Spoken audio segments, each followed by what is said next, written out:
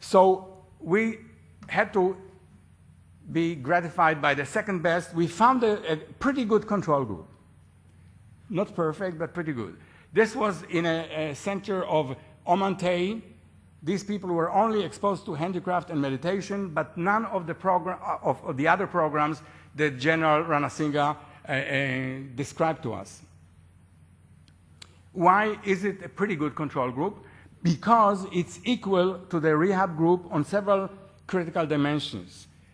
It's equal on the initial support for armed struggle against the Sinhalese.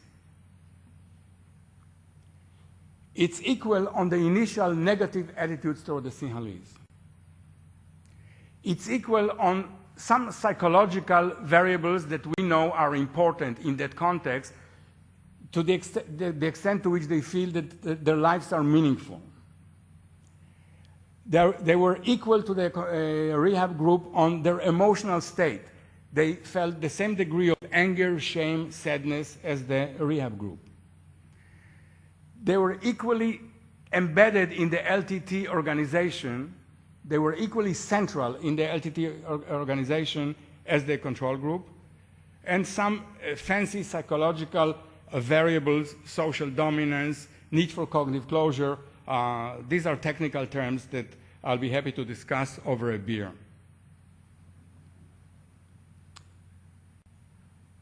They were a good control group because they were tested at the same 2 times as the rehab group, December 09 and September 10. They were slightly different from the rehab group on dimensions that aren't really particularly relevant. The rehab group was 27 on the average age. The control group was 30, slightly older. Rehab group had the education of 1.91. The no-rehab, slightly lower level of education. But what makes it slightly suspicious to us, the scientists, and particularly our peer colleagues, who can be intellectually very ruthless, they kill you with words, that they were a slightly higher risk category. So if they didn't change, maybe it is because they were more committed to the LTT ideology. So that was slightly a problem. In any event, here are the results. And the results, so far, so good. We see a significant change in the rehabilitation group, but no change in the no-rehabilitation group, which suggests that perhaps the programs work. Another question that we asked was, what about the programs work? We have seen one major possibility was that the sheer positive attitude on part of the center's personnel, the kindness, the friendliness, the support they received from the center's personnel, that's all that is needed. All you need is love, as the song says. Maybe the Beatles are true, are valid. So we looked at the friendly attitudes. The variable that we looked at was change in the positive attitudes toward the staff. And you see that in the rehabilitation group, the green graph, those who felt positive change toward the center staff, who felt liked and liked the staff in return, changed more. So it worked within the rehabilitation group. Friendliness mattered. It did make the difference. But in the no-rehabilitation group, friendliness did not make a difference. So those people who were exposed were equally reacting to the friendliness of the personnel, yet they did not receive the rehab programs. They did not change in their attitudes toward the Sri Lanka, to the Sinhalese.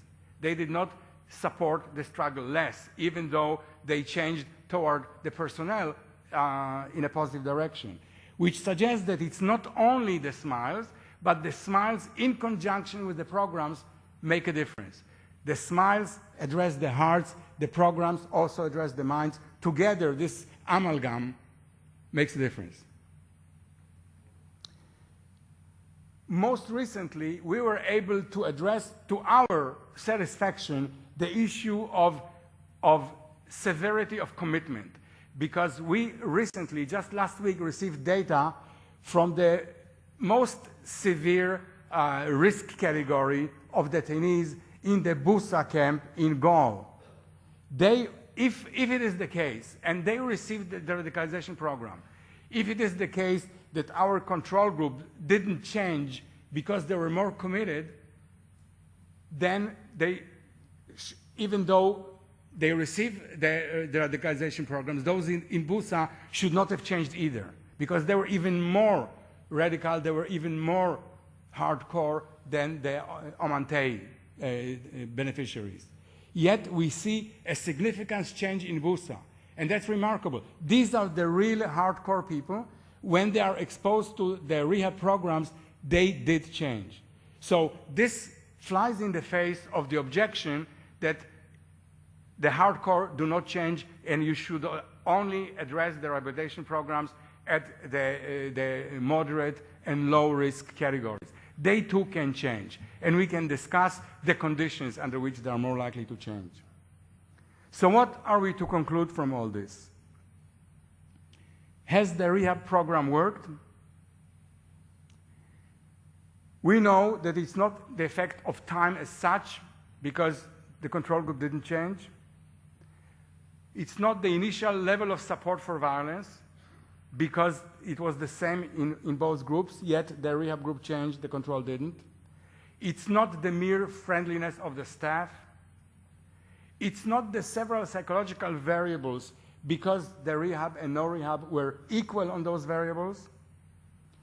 So cautiously, though not conclusively, as scientists, we are not allowed to ever say anything conclusive, because otherwise we will not get funding for subsequent research.